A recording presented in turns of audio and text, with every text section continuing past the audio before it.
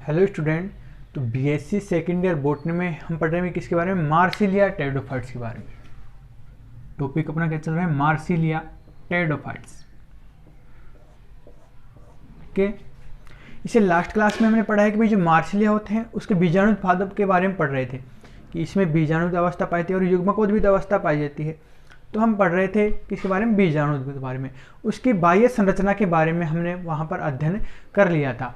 आज जो अपना टॉपिक है कि जो मार्सिलिया की आंतरिक संरचना के बारे में अध्ययन कर लेंगे। भाई जो मार्सिलिया जो पादप होता है उसमें जो आंतरिक जो संरचना होती है, अंदर की जो संरचना होती है पादप की, वो किस प्रकार से पाई जाती है उसके बारे में हम यहाँ पर अध्ययन करेंगे। तो हमने ये बताया था कि जो मार्सिलिया का जो बीजाणु जो पादप होता है जड़, तना और पत्तियों में विभेदित होता है।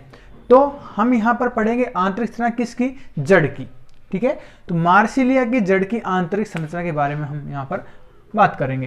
तो टॉपिक अपना रहेगा जड़ की आंतरिक संरचना या आंतरिक संरचना। तो हम पढ़ रहे हैं किसके बारे में, जड़ के बारे में पढ़ेंगे। तो जो मार्सिलिया जो पादप होता है उसकी जो जड़ होती है उसको मुख्य रूप से 3 भागों में विभेदित किया गया है। 3 भाग कौन कौन से होते हैं, एक तो सबसे पहला जो भाग होता है बाह्य त्वचा। ठीक है भाई, अध्ययन की दृष्टि से इसको 3 भागों में विभेदित किया गया है। सबसे जो बाहर होती है क्या होती है, बाह्य त्वचा, जिसको हम बोलते हैं एपिडर्मिस। ठीक है, सेकंड जो भाग होता है वो होता है वल्कुट, जिसको हम बोलते हैं कॉर्टेक्स। ठीक है, और जो थर्ड भाग होता है वो होता है रंभ, या हम इसको बोलते हैं स्टील।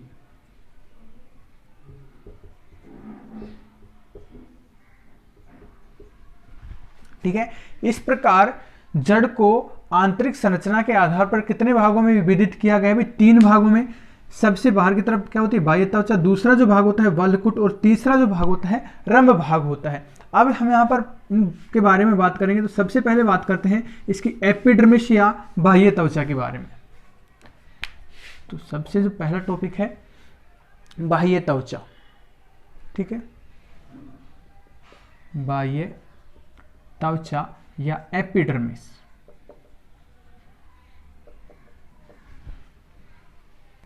तो डायग्राम में देखते हैं क्या है, जड़ की आंतरिक संरचना। हमने बताया था जो बाह्य त्वचा होती है सबसे बाहर की तरफ होती है। तो जैसे डायग्राम इसमें हमने दर्शा रखा है, डायग्राम में ये क्या होती है, एपिडर्मिस होती है। ठीक है, एपिडर्मिस या बाह्य त्वचा एक ही बात है। एपिडर्मिस होती है, ये कैसी होती है, जैसे एक स्तरीय कोशिका होती है। ठीक है भाई, ये लेयर है। ठीक है, ये सिंगल सेल की लेयर होती है। तो जो बाह्य त्वचा होती है एक स्तरीय होती है, मतलब कोशिका का एक स्तर पाया जाता है इसमें, और इस पर क्या होता है, स्थूलन पाया जाता है, मतलब कुछ पदार्थों का डिपोजिशन होता है जिसके कारण कैसे होती है, स्थूलित होती है, मतलब मोटी होती है। ठीक है, तो बाह्य त्वचा कैसी होती है, स्थूलित होती है। स्थूलन का मतलब होता है मोटा। तो यह कोशिकाओं का एक स्तर होता है। बाह्य त्वचा में लिखेंगे कि यह कोशिकाओं का सिंगल एक स्तर होता है, एक स्तर होता है। ठीक है, जिनकी बाह्य भित्तियां स्थूलित होती हैं, मतलब ये जो बाहर वाली जो भित्तियां होती है ये वाली, इस पर पदार्थों का डिपोजिशन होने के कारण कैसी होती है, मोटी होती है, जिसकी बाह्य भित्तियां स्थूलित होती है। क्लियर, क्लियर है भाई। उसके बाद जो सेकंड जो भाग होता है वो कौन सा होता है भाई, वल्कुट या कॉर्टेक्स।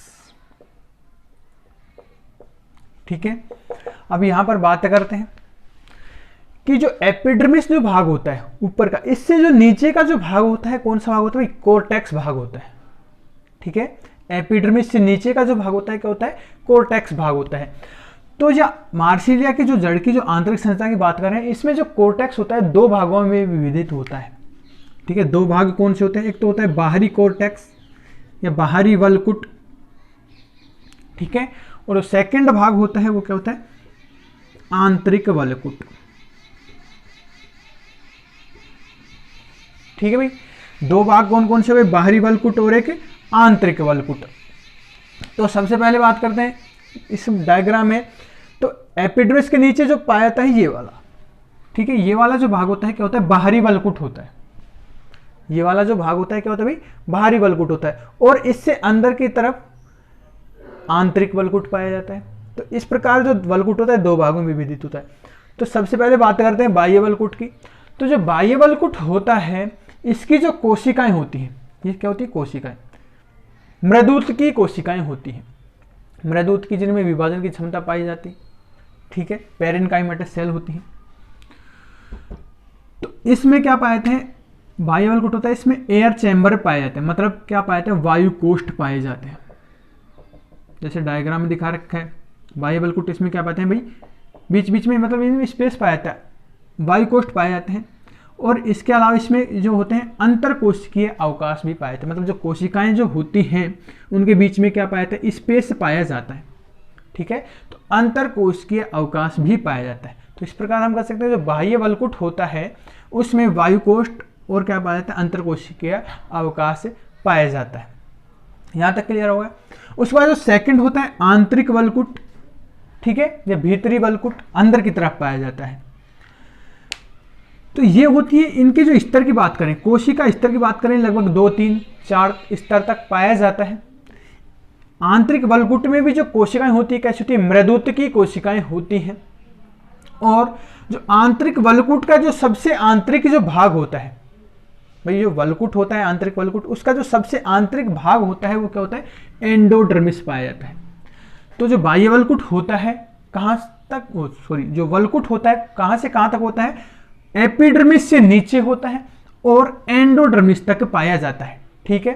कोई पूछ ले वल्कुट का सबसे बाहरी भाग, ठीक है, एपिडर्मिस तक होता है। उससे फिर कोई पूछ ले कि वल्कुट का आंतरिक भाग क्या होता है, सबसे अंदर का भाग क्या होता है, एंडोडर्मिस, जिसको हम बोलते हैं हिंदी में अंतस त्वचा भी कहते हैं। तो कोर्टेक्स में लिखेंगे कि ये है दो क्षेत्रों में या दो भागों में विभेदित होता है, ठीक है। दो भाग हमने कौन कौन से बताए थे भाई, बाह्य वल्कुट और एक आंतरिक वल्कुट। तो सबसे पहले बात करते हैं किसकी, बाह्य वल्कुट की। बाह्य वल्कुट और सेकंड है आंतरिक वल्कुट, ठीक है। बाह्य वल्कुट, तो ये किस प्रकार की कोशिकाओं से बना होता है, मृदुत की कोशिकाओं से बना होता है। तो ये मृदुत की कोशिकाओं से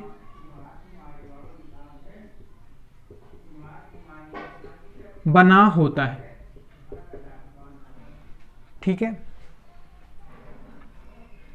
इस क्षेत्र में या बाह्य वल्कुट में क्या पाए जाते हैं, बड़े एयर चैम्बर, मतलब वायु कोष्ठ पाए जाते हैं। इसमें बड़े वायु कोष्ठ पाए जाते हैं, ठीक है। जो एक पंक्तिक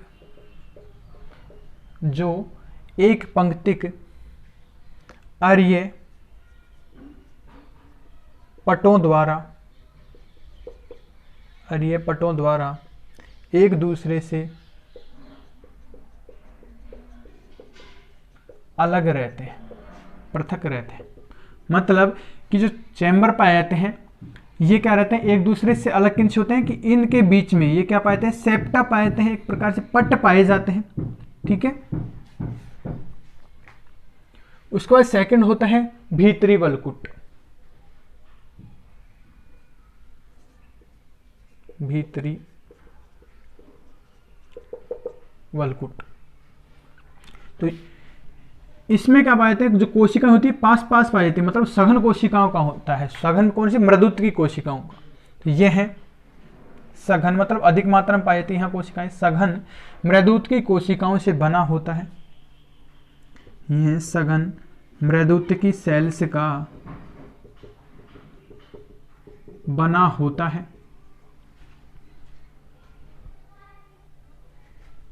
तथा अंदर की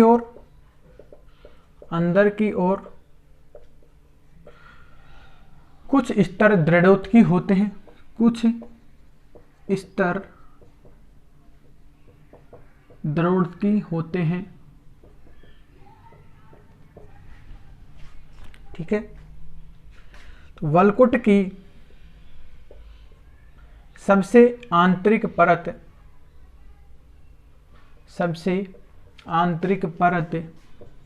किसका काम करता है कि हमने बताया जो वलकुट पाया जाता है उसका जो सबसे आंतरिक जो भाग होता है क्या होता है भाई, जिसको हम बोलते हैं एंडोडर्मिस या अंतस्त्वचा। तो वही बात है कि वलकुट की सबसे आंतरिक परत किसका काम करती है, एंडोडर्मिस या इसको हम क्या बोलते हैं, अंतस्त्वचा का कार्य करती है, अंतस्त्वचा का कार्य करती है। ठीक है, ये भाग हो गए, पहला हो गया बाह्य त्वचा, सेकंड हो गया वलकुट। तीसरा जो भाग हमने बताया था कौन सा होता है, रंभ भाग होता है। तो थर्ड भाग होता है क्या होता है भाई, रंभ भाग। तो यहाँ डायग्राम में देखते हैं रंभ भाग कहाँ होता है कि एंडोडर्मिस तक हमने पढ़ लिया। ठीक है, एंडोडर्मिस जो होती है इससे अंदर की तरफ क्या, ये होगी एंडोडर्मिस, इससे अंदर की तरफ क्या पाई थी, परिरंभ पाई जाती है, ये वाली। ठीक है, क्या होता है भाई, परिरंभ। तो परिरंभ से अंदर की तरफ जो सारा जो भाग होता है वो क्या होता है, रंभ होता है। ठीक है, हम ये भी कह सकते हैं कि जो रंभ होता है वो किसके द्वारा घिरा हुआ रहता है, परिरंभ के द्वारा या पेरिसाइकिल के द्वारा घिरा हुआ रहता है। और ये जो परिरंभ का जो स्तर होता है वो भी कैसे होता है, एक कोशिकीय स्तर होता है। ठीक है, जैसे डायग्राम में होता है एंडोडर्मिस नीचे की अंदर की तरफ क्या होता है, परिरंभ। ये भी कैसे होता है भाई, एक स्तरीय कोशिकाओं का होता है। और इससे अंदर की तरफ फिर पाए जाते हैं जाइलम और फ्लोएम पाए जाते हैं। ठीक है, तो जो मार्सिलिया जो होता है इसमें रंभ की बात करें, जड़ की जो रंभ की बात करें तो इसमें पाया जाता है ठोस रंभ पाया जाता है। ठीक है, ठोस रंभ ने हमें पढ़ा था कि इसके जो केंद्रीय भाग में, ठोस रंभ में क्या होता है, इसका जो केंद्रीय भाग होता है रंभ का, उसमें क्या पाया जाता है, जाइलम। तो ये इसका क्या होगा भाई, केंद्रीय भाग हो गया। ठीक है, केंद्रीय भाग क्या होता है, जाइलम होता है। और फिर जाइलम के चारों तरफ क्या पाया जाता है, फ्लोएम पाया जाता है। तो ये होता है इसका रंभ भाग।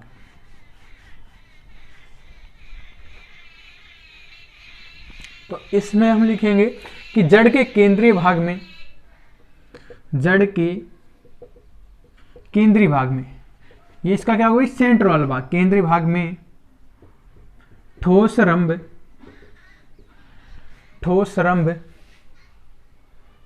पाई जाती है। ठोस रंभ से मतलब समझ गए, ठोस रंभ का मतलब क्या होता है कि इसके केंद्रीय भाग में क्या पाता है, जाइलम पाया जाता है। ठीक है, तो जो जड़ का जो केंद्रीय भाग हो गया ठोस रंभ, इसमें क्या है, जाइलम है। तो ठोस रंभ पाई जाती है। इसमें जो रंभ होता है, मतलब जो जड़ का जो रंभ होता है, एक स्तरीय किसके द्वारा घिरा हुआ रहता है भाई, परिरंभ, या इसको हम बोलते हैं पेरिसाइकिल के द्वारा। हमने बताया था कि भी जो एंडोडर्मिस होता है उससे अंदर की तरफ एक कोश के स्तर क्या पाता है, परिरंभ पाता है, जो क्या करता है, रंभ को घेरे हुए रहता है। तो जो रंभ होता है एक स्तरीय परिरंभ द्वारा या पेरिसाइकिल द्वारा घिरा रहता है। ठीक है, इसमें जो जाइलम होता है, जाइलम द्विआदिदारुक व बाह्य आदिदारुक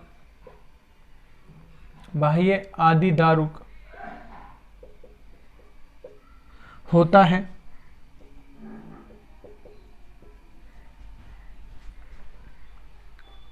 ठीक है, इसमें जो प्रोटोजाइलम होते हैं वे एक दूसरे के विपरीत होते हैं।